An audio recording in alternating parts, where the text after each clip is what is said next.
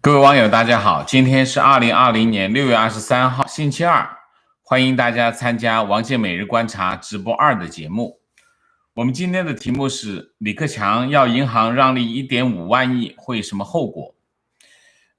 我既然这么讲那么当然讲的是后果很严重，否则我们不会讲当然这是一个被大家忽略的新闻，有一些网友会关心，但是这还是有一点技术性我先讲新闻吧这是一个旧闻，6月17号，李克强主持这个国务院常务会议那么其实这个新闻当时我就看到只不过呢，因为当时大家知道最近新闻非常的多所以就没有做。但是我一直想要讲这个题目那么常务会议部署引导金融机构进一步向企业合理让利，助力稳住经济基本盘要求加快降费政策落地见效，为市场主体减负。什么叫市场主体呢？市场主体就是企业中共喜欢玩这种名词市场主体就是企业，没有别的。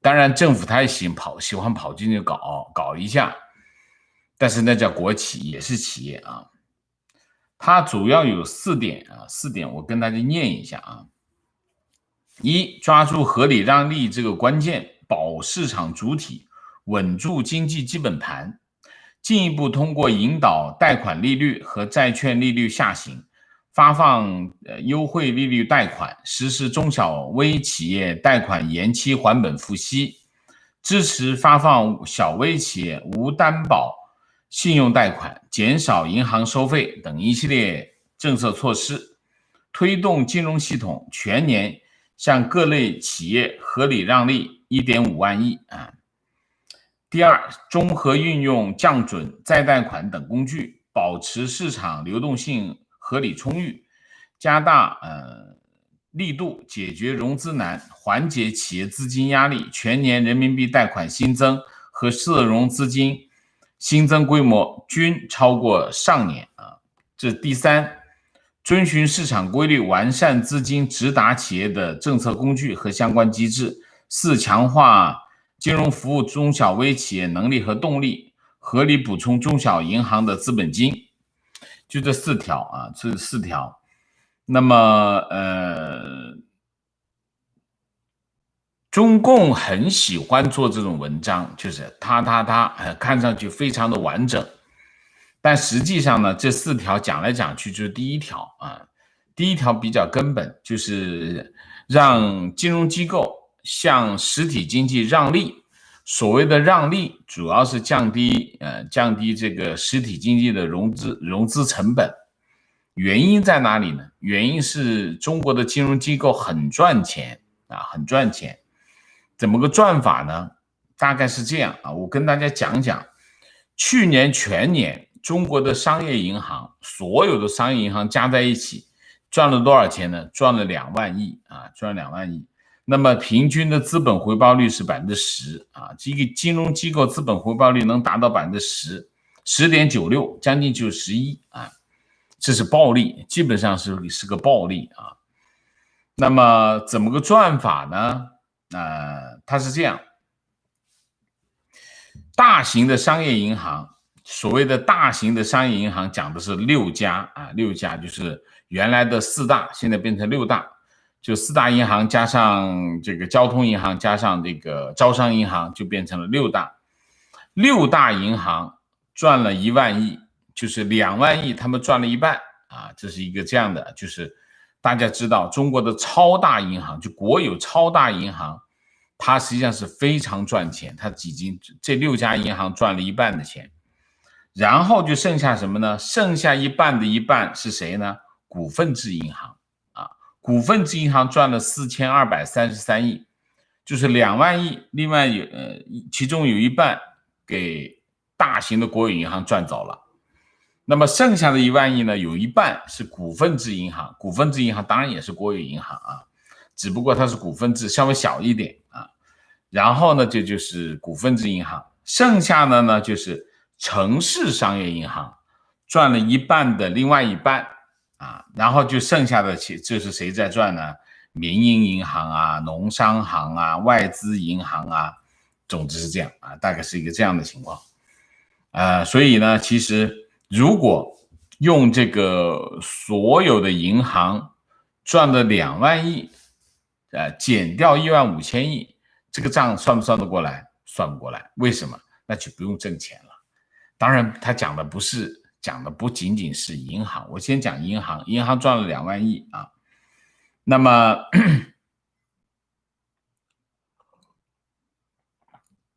我们再来看一下银行最大的问题是什么？银行最大的问题是坏账啊，坏账，不良贷款。不良贷款的，现在中国的银行业有多少不良贷款？2万4千亿。2万4千亿，也就是说把他赚的钱填回去，就差不多刚刚好啊，大概就是一个这样的账。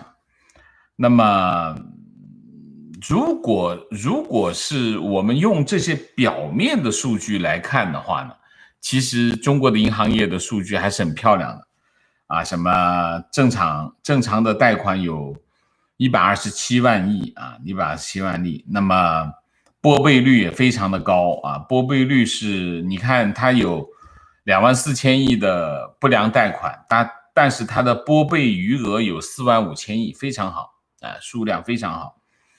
那么如果还有一点就是中国的银行呢，它实际上拿出来分红的利润其实是比较少的啊，只占一少部分。其实大量的盈余拿到干什么去呢？增加资本金去了。所以实际上呢，中国的银行赚的钱还不止2万亿啊。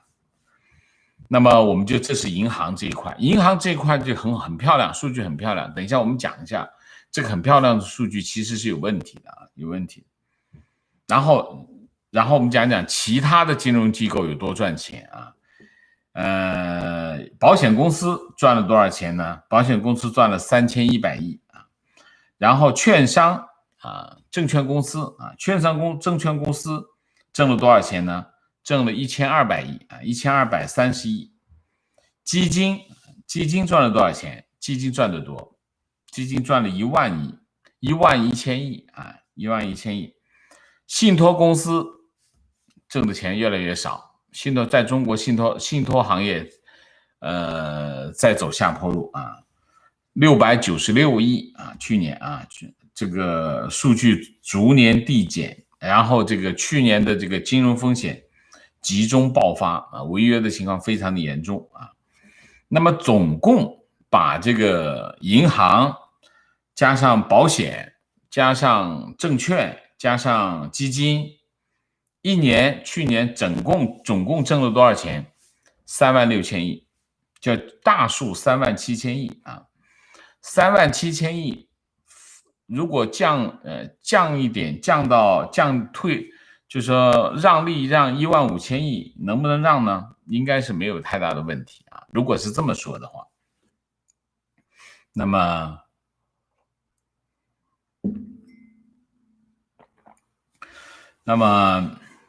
6月18号啊，6月17号国务院开完会啊，6月18号，人民银行行长易纲啊就开始出来解释了啊，就是很会做官啊，很会做官。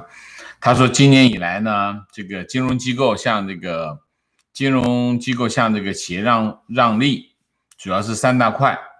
第一啊，就要帮领导解话的啊，就我们怎么让呢？第一，降低利率啊；第二，有直达货币政策工具推动的让利啊；第三，银行减少收费啊，就让利啊。他说，那么如果把这些方面全部算在一起，那么可以今年能够做到让利1万5千亿啊，这就是那么让利啊。从降低利率的角度来说呢，就是更多的呢，因为现在情况是什么？现在的情况，银行的主要利润来自于哪一块？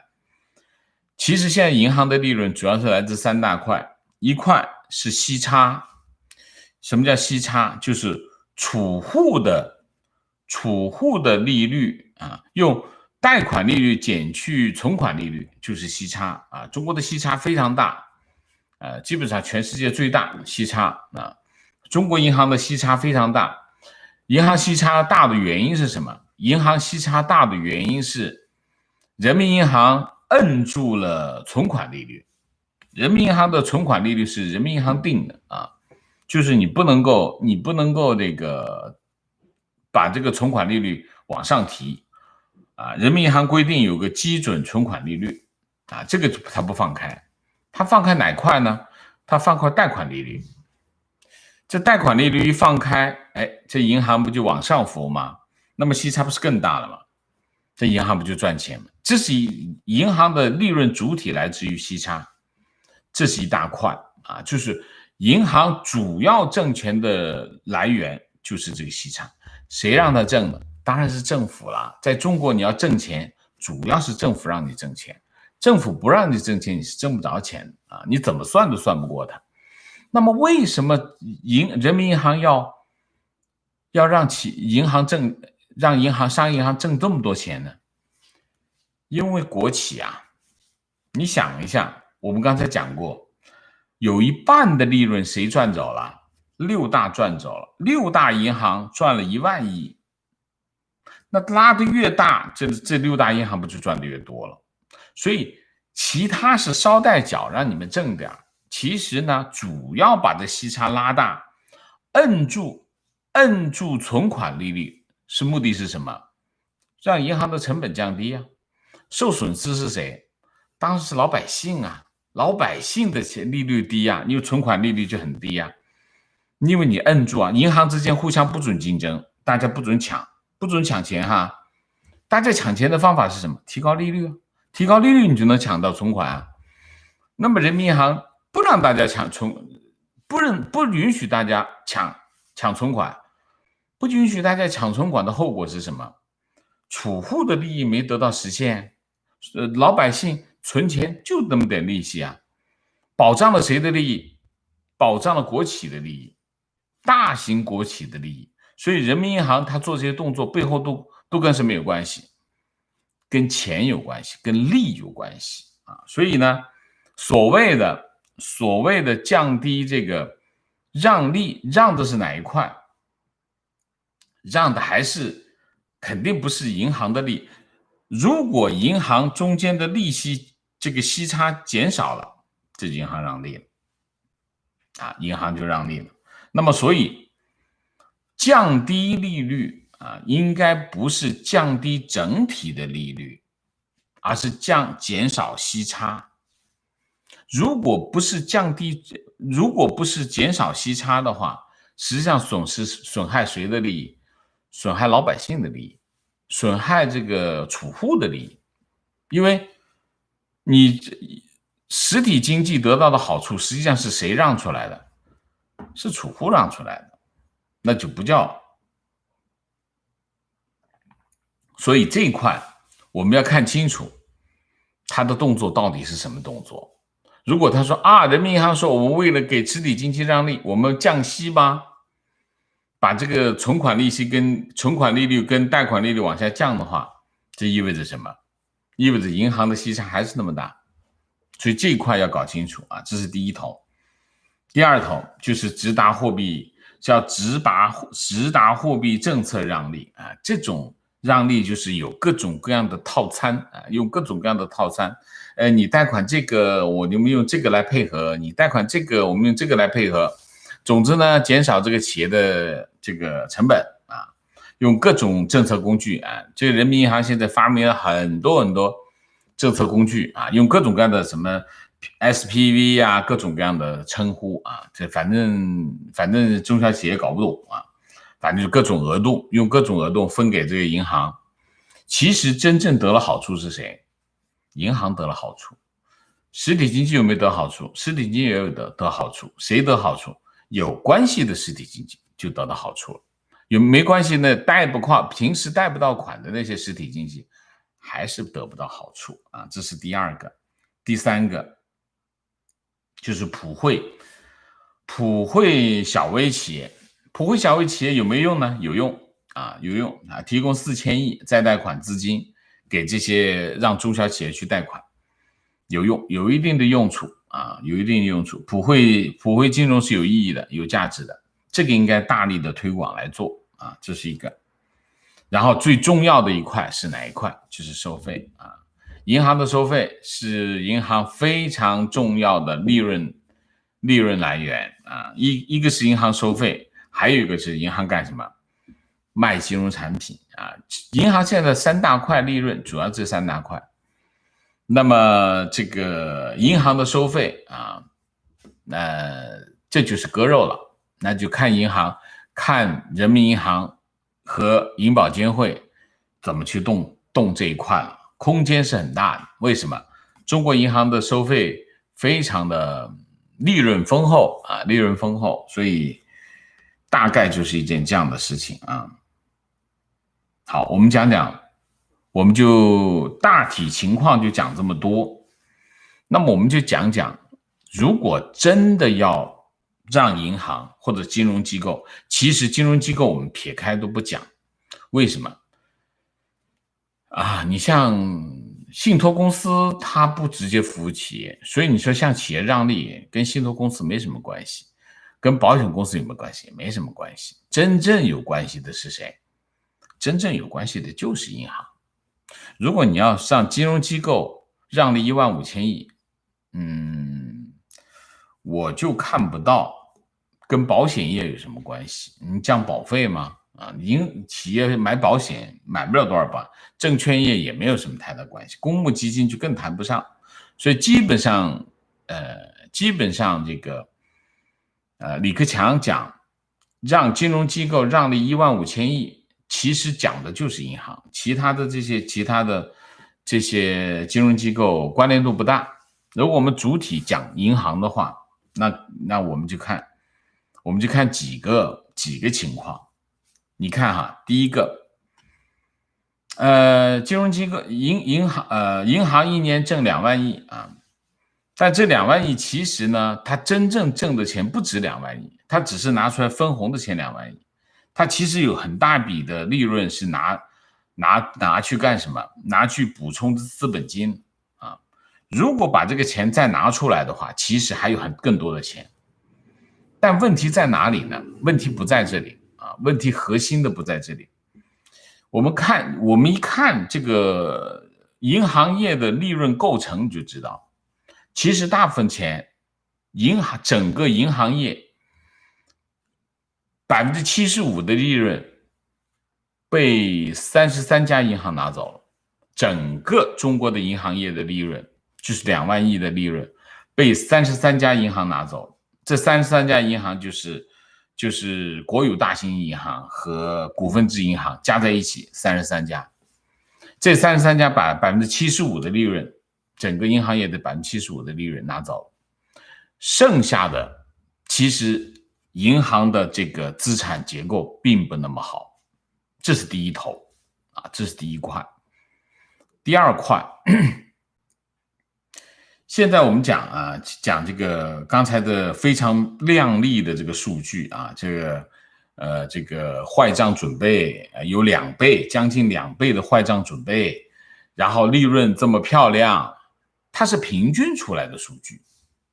这些平均出来的数据是因为头部，我们叫头部，就是顶尖的这些企业，它数据太好了，把下面的这个数据呢给平均的也好了。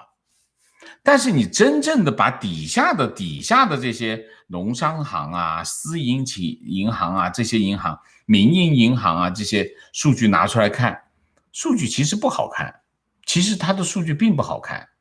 为什么？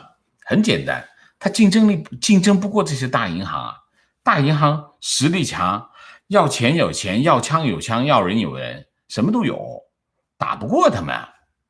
这是一大块啊，所以你看的行业平均数据很漂亮，但是其实底下的这些银行的数据是非常差，这是一头啊，这是一个原因。还有一个原因，就是我们讲的这个坏账。这个坏账有一些其实中国的坏账也没这么多，没那么多，就是越是大型银行坏账越少，越往下坏账越大，但是它一平均就看不出来。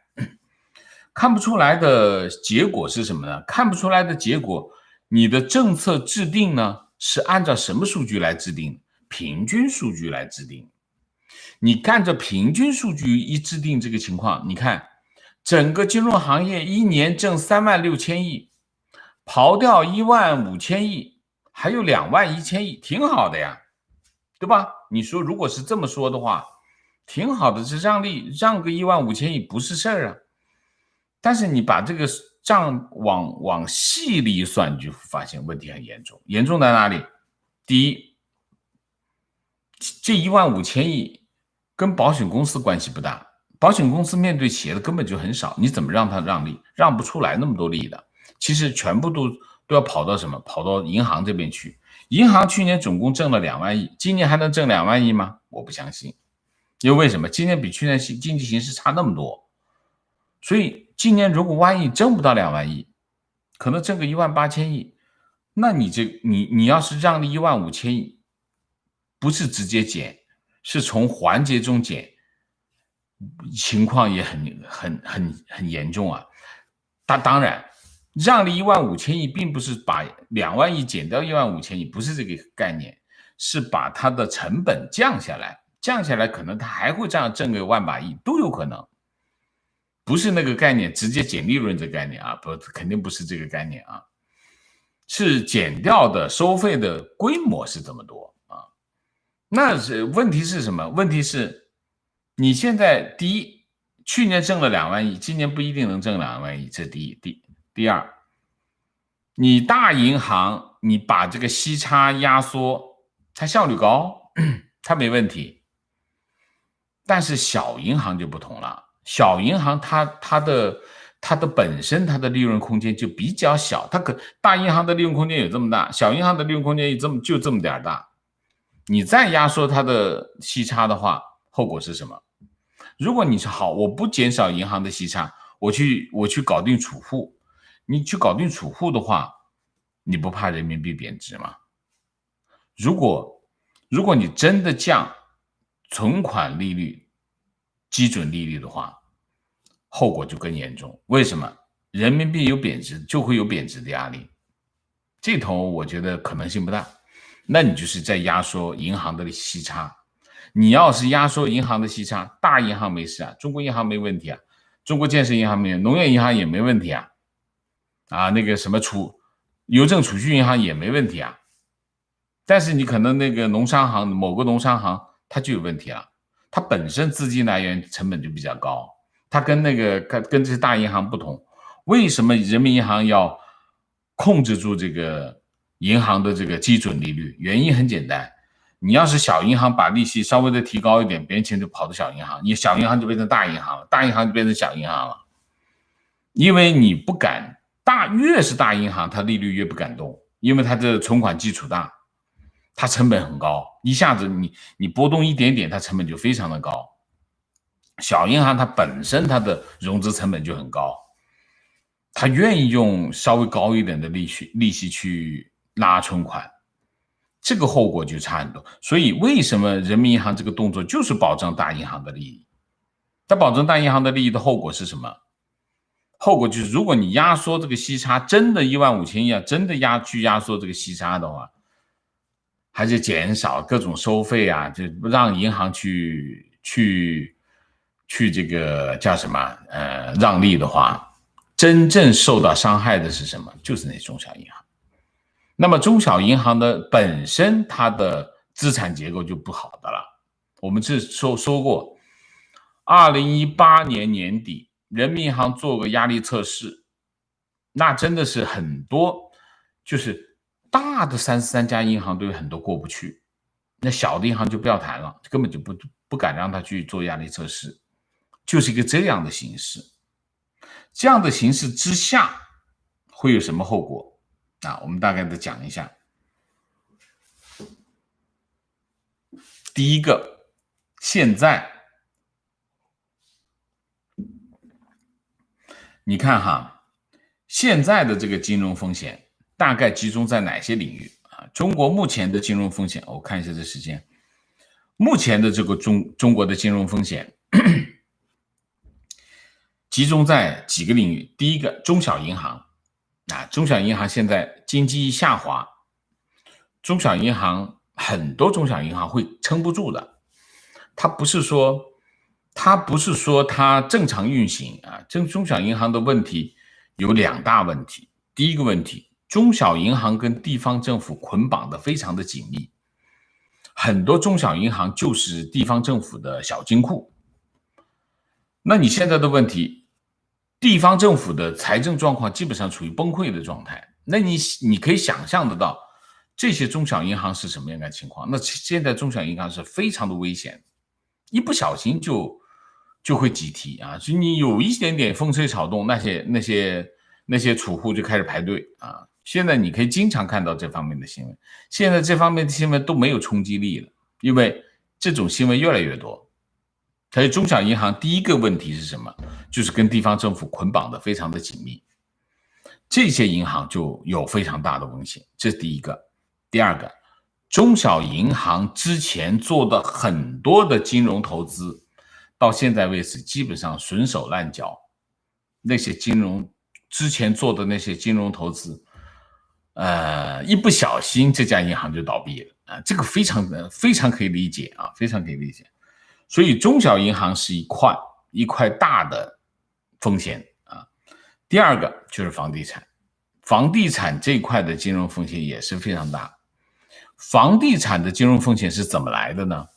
跟什么有关系呢？跟断供有关系，就是城市白领的失业，逐步的引发一些银行手上会慢慢的越来越多什么，越来越多的断供的这个房产，这些断供的房产会引发金融风险啊，金融风潮。现在呢就开始炒什么呢？现在开始炒城市的房地产，现在就开始资金开始往房地产流，原因是什么？原因是央行的放水。其实央行从今年年初开始一直在放水，但是对实体经济没有什么帮助。为什么？因为现在经济最大的问题不是资金的问题，是需求的问题。需求不足，你这些企业都不敢借钱。银行打得来给那些银行，你要不要贷款？给你50万，都不敢借。为什么？我没有业务，我怎么借？借来也没用。现在的企业大部分情况是这个情况，所以现在中央银行开始往外放钱，最后钱跑到哪里去？要么去股市，要么去楼市，除非是这两个地方。股市不敢去，那就买房子呗。所以现在有些城市的房地产又开始热乎起来，原因就在这里啊，原因就在这里。那么你现在看到的，叫什么？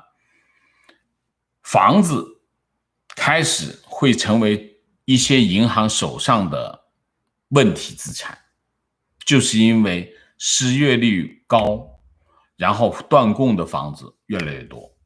这块会到什么程度我不知道啊，我也手上也没有数据，但我知道这个情况是蛮严重的。你可以去看一下淘宝上面的这个法拍的房屋的数据啊，那个数据可以反映一定的程度啊。我现在没有时间做太多的这方面的工作，但是我会关注这件事情啊。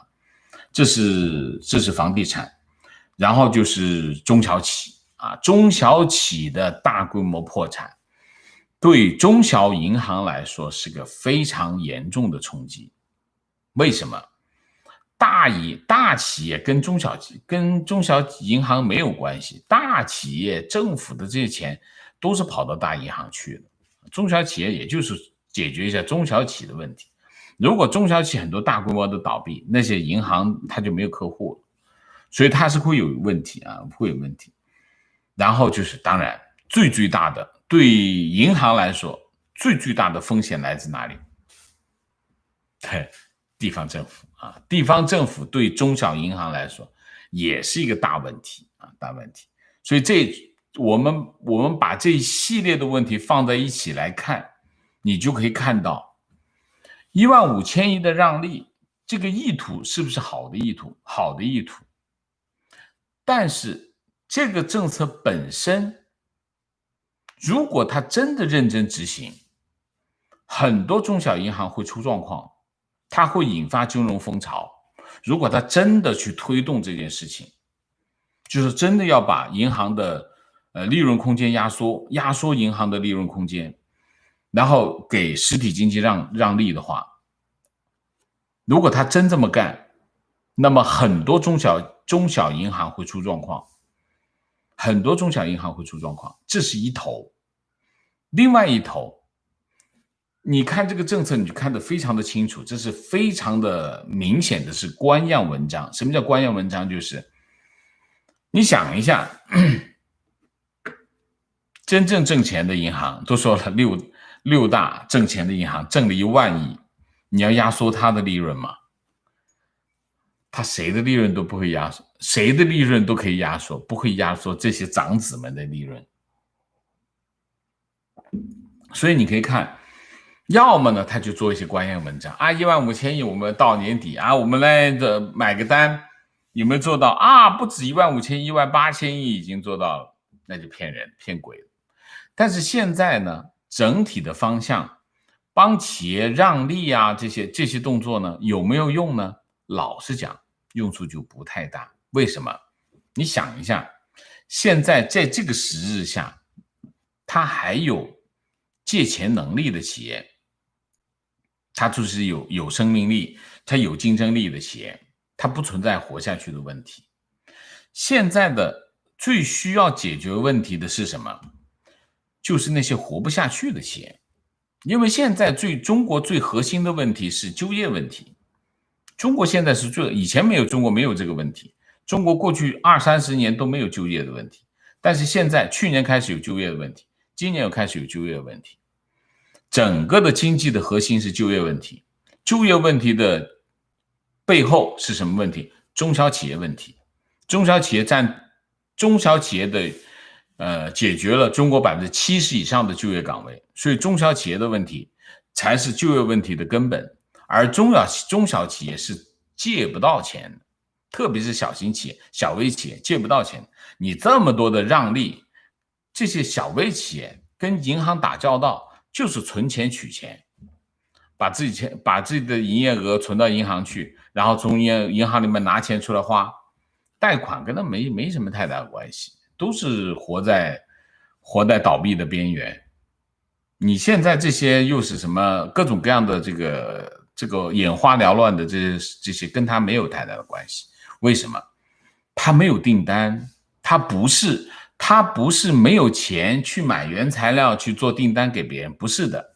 他核心的问题是什么？他的核心问题是没有订单，没有订单，你给我多少钱都没有用，我又不是不用还，所以这才是问题的根本。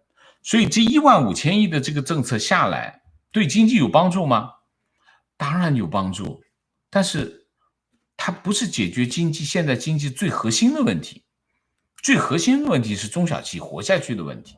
中小企活不下去的原因是什么？经济的需求不足。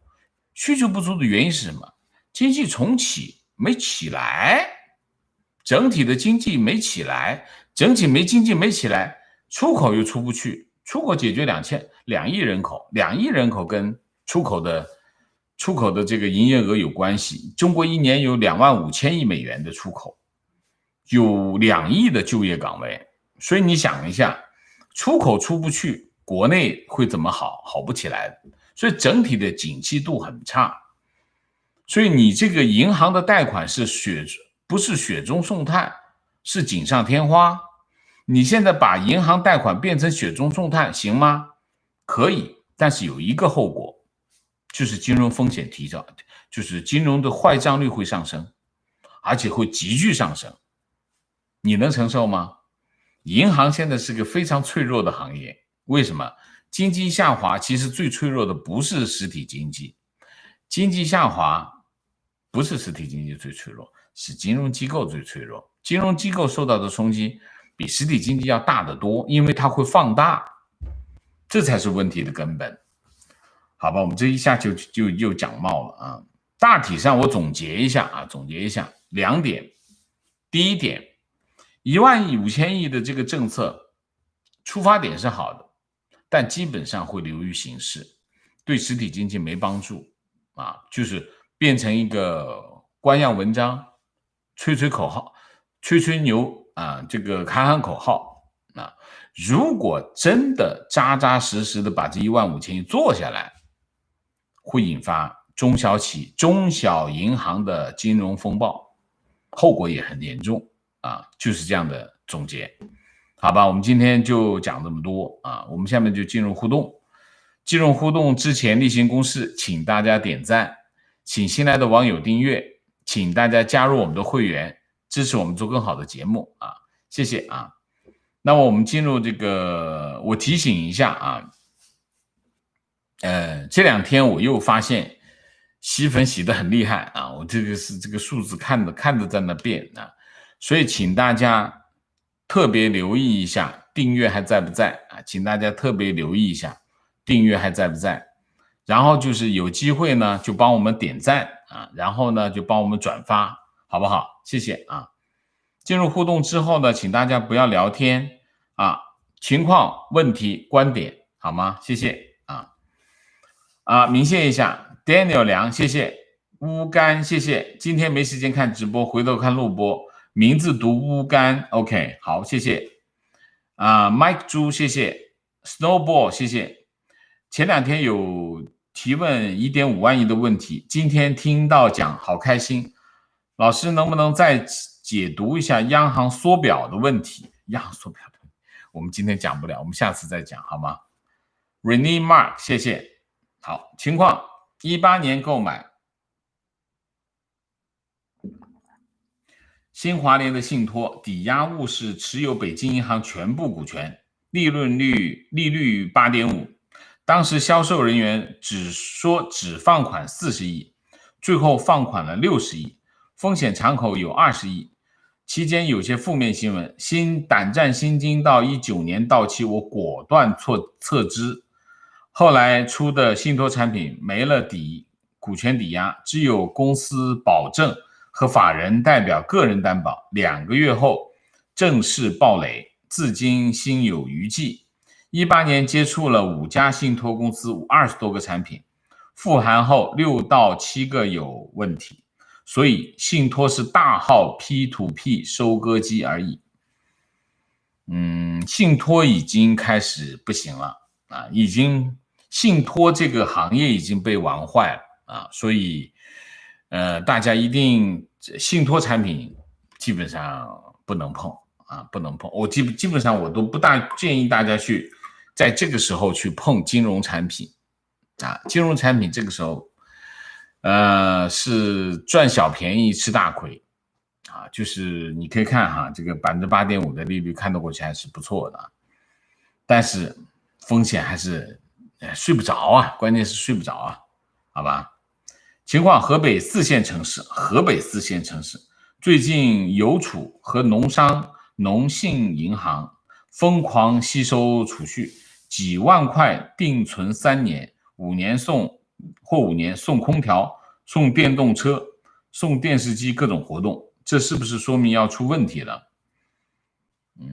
也不一定。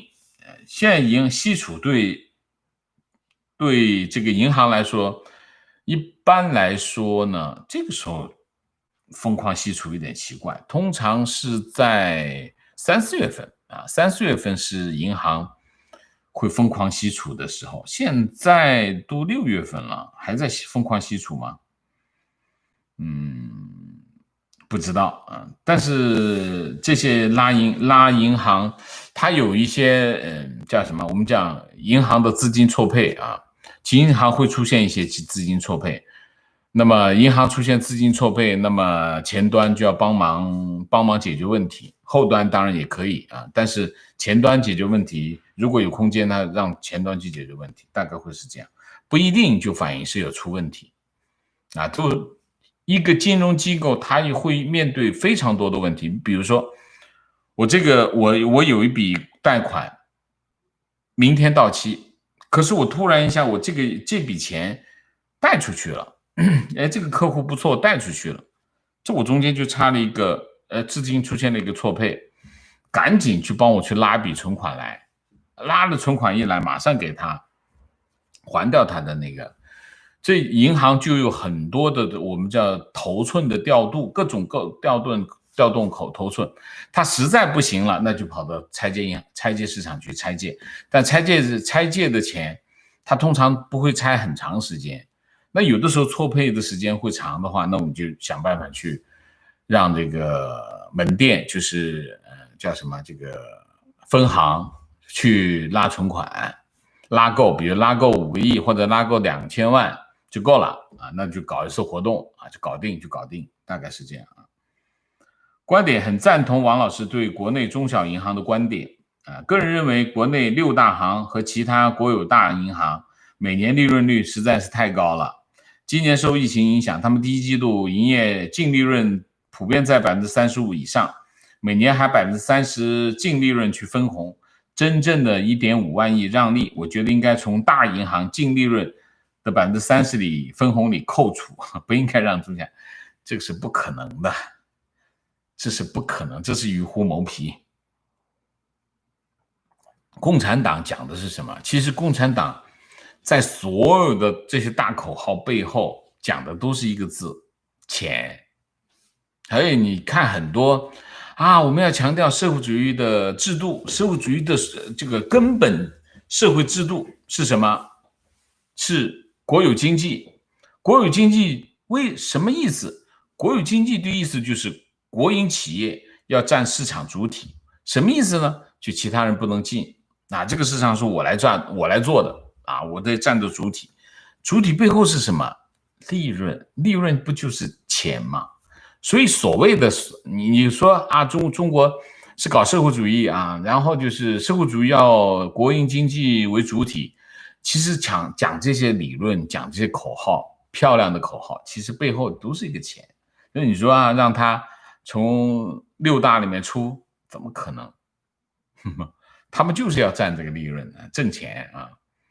打卡纽约提问：如果华尔街让中概股退市，在目前中美在香港进行的国安法的角力形势下，香港能否承担中概股在香港2次上市的能力？如果不能，阿里巴巴等中概股何去何从？这是个好问题。怎么说呢？香港是个金融中心啊，那么如果它还是个金融中心，中概股从美国退到香港来上市，它还能够吸收到来自全世界的资金啊，来自全世界的资金跑到香港来买它的股票。那么它还能完成这个融资的任务啊，那么这个效果还是不错的啊。就是说，关键是要挣别人的钱，你自己挣自己的钱没意义啊。股票上市的目的是什么？融资，融谁的资？融外商的资，资本市场的资。如果你融来融去，你比如说 A 股对中国经济重要吗？对中国没那么重要，为什么？它融来融去，这些钱都是自己的钱。只是从这个口袋放到这个口袋，它没有增加1分钱，没有用，那就没有帮助啊。那么你如果香港的金融中心这个作用还在，那好，那它还能把全世界的钱找来买这个中概股的股票，那中概股上市就有意义，有效果。但现在的问题是，如果香港这个金融中心啪垮了，钱都跑了，这些鸡飞蛋打全跑了，全跑的后果是什么？全跑的后果就外资不见了，全剩下的是内资，结果你就关起门来自己做游戏，没有意义，就是达不到中概股跑到美国上市融资的效果，就这样啊。那你说关起门来能不能自己干？能自己干，但是就没有意义咯，就没有帮助咯。就是我还是那句话，经常有网友说啊，中国会不会回到闭关锁国？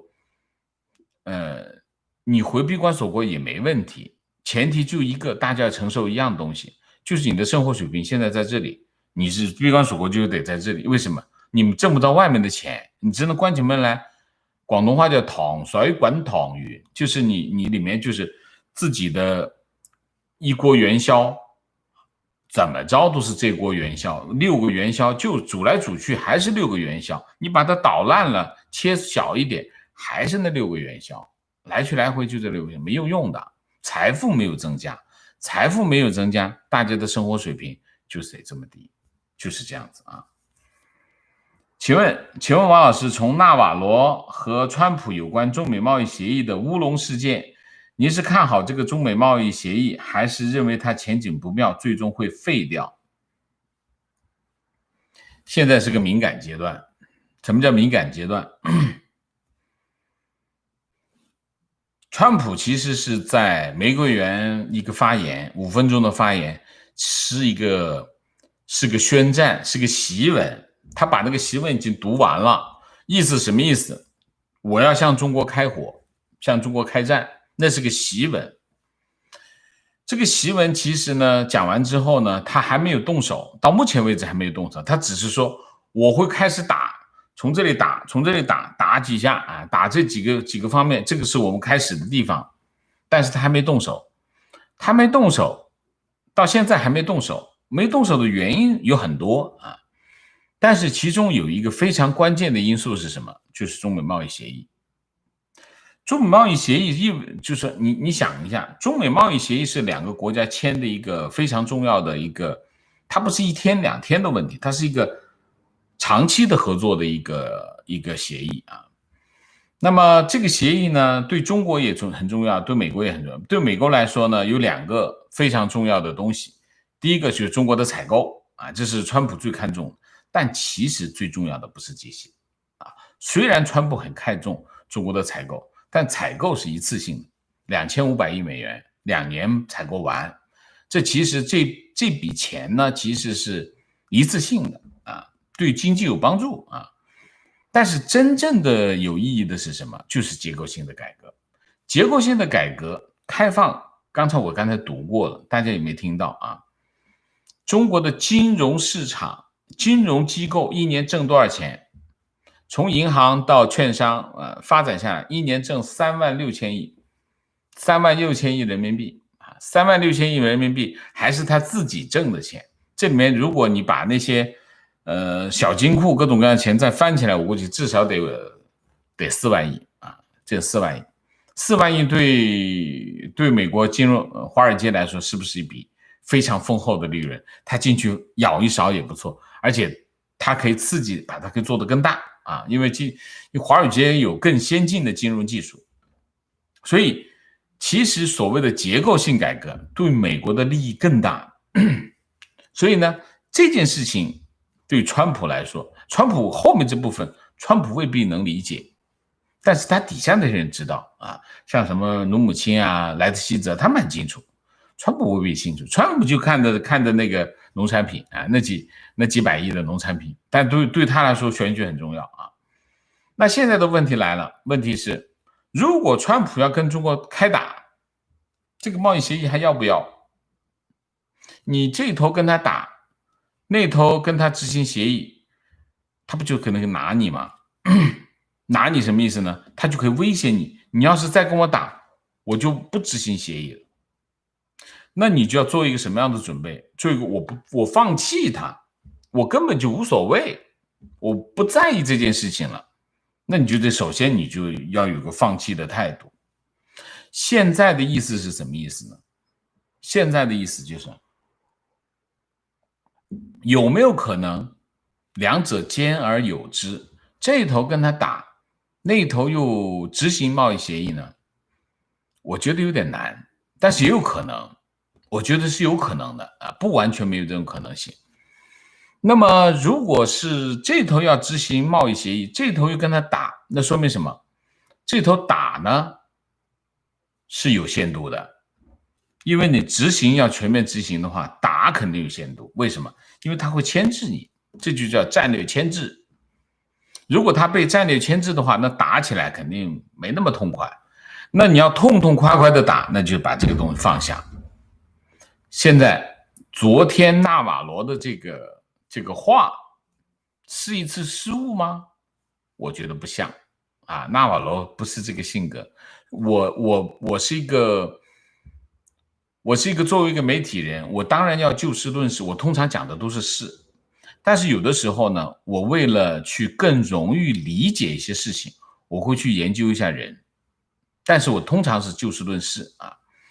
那纳瓦罗这个人呢，你看他在公共场合对川普那毕恭毕敬的啊，虽然他是一个彻底离鹰派，但是呢，他对川普毕恭毕敬。你说一个这么重要的政策宣示，他不让川普自己去讲，在一个正式场合去讲，他在一个晚间的采访电视节目当中来说，这不像纳瓦罗干的事情。所以我认为纳瓦罗肯定是受到了，也不能说肯定，我不肯定啊，我猜测是川普授意他放个风，看看市场什么反应。现在反应很强烈，就是这个风一放出来啊，市场跌得一塌糊涂。然后昨天这个川普马上出来澄清，这个贸易协议还在啊，还很完整啊。然后今天这个努姆辛又出来讲还在啊，完整啊。然后这个谁那个叫什么财政部长出来讲，这个库德罗也出来讲，没问题啊，至于第一阶段协议。现在就变得这件事情变得悬起来了，这就取决于谁？川普自己，那就要看川普在这件事情到底他的中国政策是怎样的，我们要继续观察。为什么？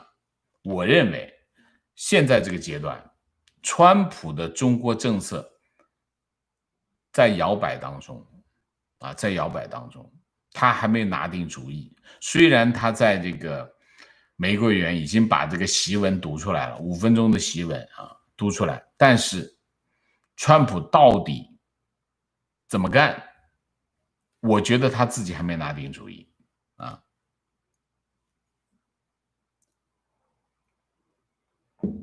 所以我就答不了你，这个中美贸易协议会不会被废掉，不好说。现在要等川普做正式的表态，或者川普真的出手做件什么事情，我们才能看到川普的决心是怎么下的啊。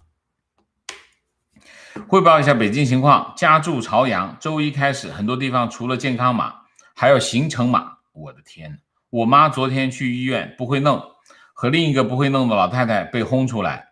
同事住在燕郊，周一一到公司开始满处找地方做核酸检测，否则燕郊的小区不让进门。自己小区刚办了新的出入证，但实际上大家都很皮，门口保安根本不查也不测体温。这就是北京。北京其实是这样，北京其实虽然说北京这个城市管理很严格，但是其实你看很多事情就是这样，就是抓得很紧，但其实中间还是有漏缝啊，就会跑掉啊。情况王先生今天看见北京已经在抄作业，封楼封单元，这以后会不会发生物资分配不及时、老年人抑郁跳楼等情况？对于北京市首都出现这种整楼封的情况你怎么看？我认为这是非常愚蠢，愚蠢蛮横，然后就是不进步，就是还是我说的还是2003年的水平，现在还是2003年的水平，就这么多年下来还是没进步。我跟你讲，再过10年还是这样，就是还是没进步，就是除了拿老百姓的命去填以外，他没有别的办法。除了拿老百姓的命去填以外，他没有别的办法啊，就是这样。情况坐标杭州，之前听王老师节目的分析，从5月底查杭州全市法拍房，5月31日1861，今天同样的查询6575，翻了3倍，比较微观的数据，但的确看到了老师分析的透彻。OK， 翻3倍。5月，今天是6月23，你是5月31，这半个多月，3个星期，1861到6575翻了3倍，那是有问题了。杭州啊，大家收到了吗？大家收到信息，我再读一遍给大家听啊。从5月底查杭州全市法拍房、住宅用房，5月31号1861套，今天查询同样的查询数据6575套。5月31号你就当6月1号，6月1号到6月23号，总共翻了3倍，这就是杭州市场的情况，大家要留意，小心一点啊。我觉得反正现在的这个失业的情况这么严重，法拍会越来越多啊。法拍最终会怎么样？法拍最终会对房价产生冲击，因为你要知道法拍你房源很多，它都是供应啊，供应它冲击市场啊。打卡北京，王老师好。问题：袁世凯有特供的奉天时报，海内外这么多的人反习，习近平能看到吗？还是他被过滤了？他想知道他就知道，没有问题。就我们现在很多的说法是，这领导啥都不知道，他其就处于一种不知道的状态，做了很多蠢事，不是的。这是什么时代了？他想知道很容易，所以而且渠道很多，所以他很容易知道，不存在这样的问题啊。情况，克强的任何政策都是短命且一地鸡毛的政策。对，李克强啊，李克强很多政策都是一地鸡毛。我认为这15000亿迟早也是一地鸡毛。其实降费减税降费减税，降费这一块又是一地鸡毛。为什么？当他降费这一块，就是当是费，大家知道是社保啊，降社保。减税这个没错啊，减税这个没错，但是降费这一块风险是个风险非常大的操作。为什么？因为你要知道多少人的退休金是从社保那边领的，你不把社保这边搞得非常的充裕的资金，很多社保早就已经入不敷出，你还让企业去降费，你应该是什么？不应该是企业降费，是应该你去帮企业交费，这才是对的。就是政府帮企业去交费，交到社保去，社保仍然稳固，企业是又减少了支出，这才能够帮助。但是如果你中央政府不肯掏钱，地方政府又没钱，你怎么搞？所以这就是一个字的问题，还是那个字，钱的问题啊。所以共产党呢，其实满嘴漂亮话，其实就是财迷。共产党是这个世界上人类社会当中最财迷的政党，就是共产党，没别人啊。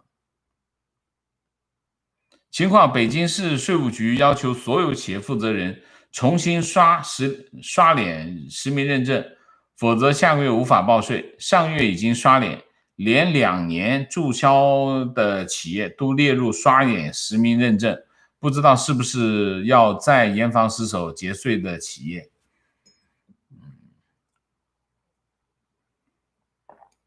我跟大家讲，什么税务局的系统啊，什么这个系统，这个政府的系统，这所有的这些系统都是稀烂啊，所以不一定他有什么意图啊。就是还是那句话，办起正事来千疮百孔，这不知道是哪个亲戚提供的，这个领导的亲戚提供的系统，所以一塌糊涂。所以这不断的让，反正折腾老百姓，他没有成本，所以就是这样。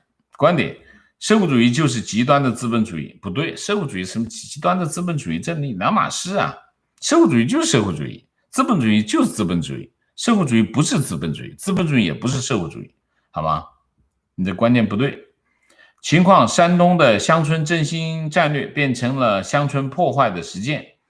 现今莱芜、滨州、菏泽、临沂等地方推行河村并居过程中，地方政府高压之甚，催逼之急，以至于有村民诉说连发懵的机会都没有。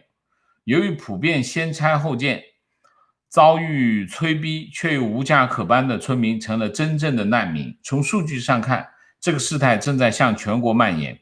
地方政府已经穷凶极恶了。山东之恶无出其右啊！山东政府、山东地方这些地方政府非常的凶狠啊，非常的凶狠。你去看一下啊，就是出名的这个地方政府的恶行，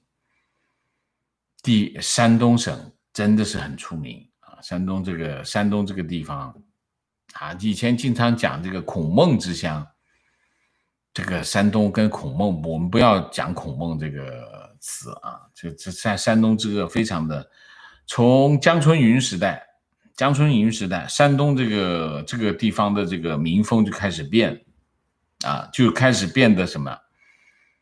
这个地方政府就变得穷凶极恶起来。从江春云时代，江春云是李鹏那个时候的副总理啊，江春云是那个时候李鹏那个时候的副总理，基本上是山东最高的高官了，江春云啊。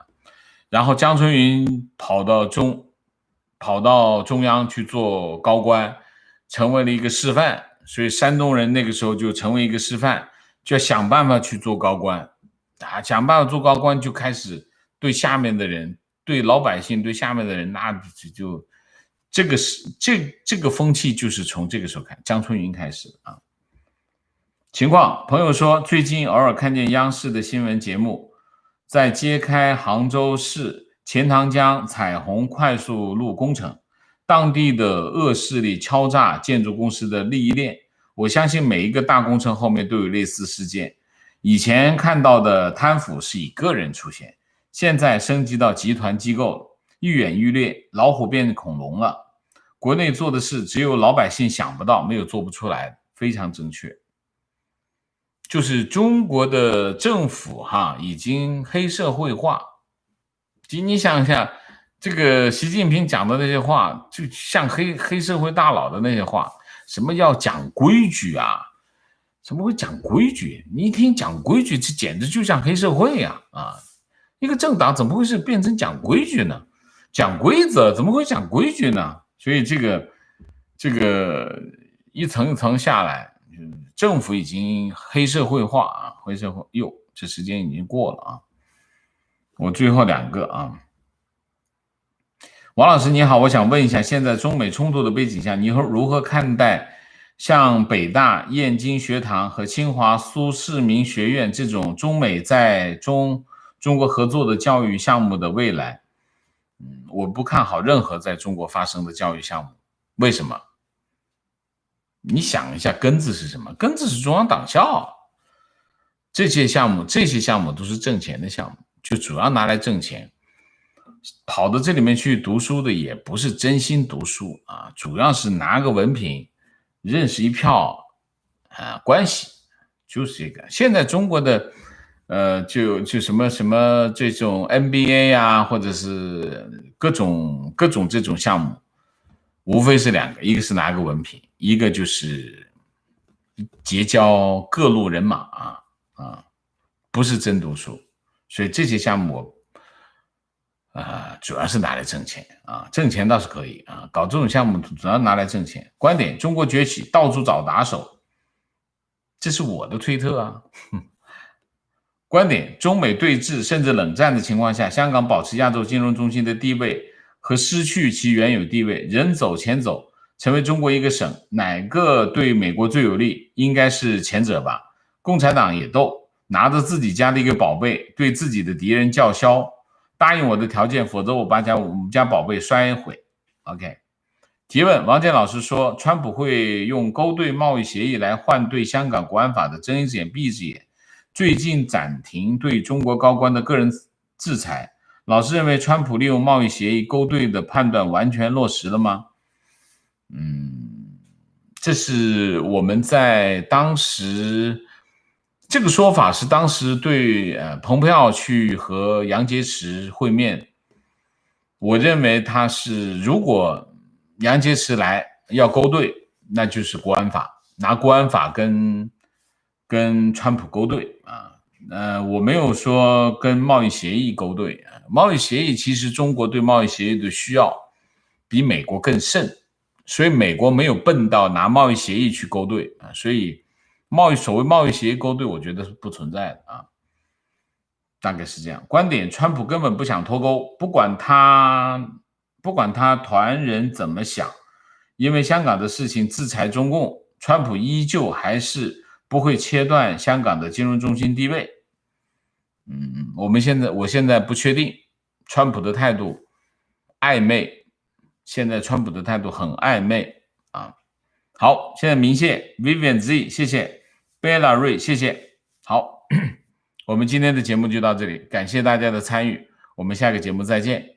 再见之前，请大家点赞，请新来的网友订阅，请大家加入我的会员，支持我们做更好的节目，做更好的自己。谢谢大家，记得检查订阅，记得帮我们转发，谢谢。